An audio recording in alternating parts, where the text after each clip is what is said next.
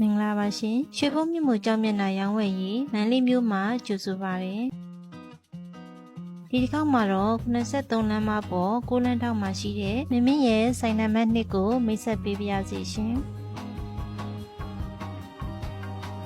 ဆိုင်နံပါတ်1ကတော့မန္တလေးရနာမော်ဒုတိယထပ်မှာဖွင့်လှစ်ထားပါတယ်ပြီးခဲ့တဲ့ငလျင်ကြောင့်ပြင်ဆင်နေစေကာလလည်းဖြစ်ပါတယ်ရှင်မမင်းကရခင်ဧကရီမြင့်မို့နာမည်နဲ့2018အစောပိုင်းကစလို့အွန်လိုင်းကနေပြီးတော့ကြောင်းမြရနာတွေကိုရောင်းချခဲ့တာဖြစ်ပါတယ်မြန်မာပြည်တွင်းသားမကထိုင်းမလေးရှားစင်ကာပူအမေရိကစတဲ့နိုင်ငံကြီးတွေမှာမိတ်ဆွေတွေကလည်းမှာယူအားပေးကြပါတယ်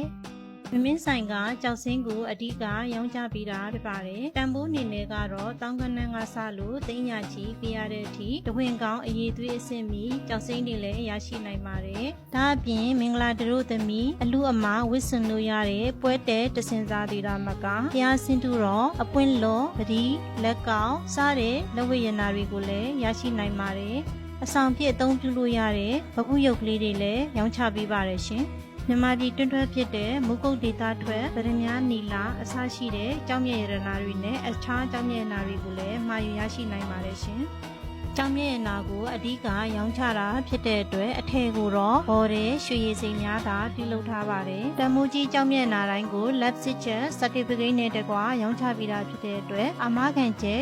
100%အပြည့်ပေးနိုင်ပါတယ်။ယုံကြည်မှုအပြည့်အဝထားပြီးဖို့လည်းမေတ္တာရက်ခံပါတယ်ရှင်။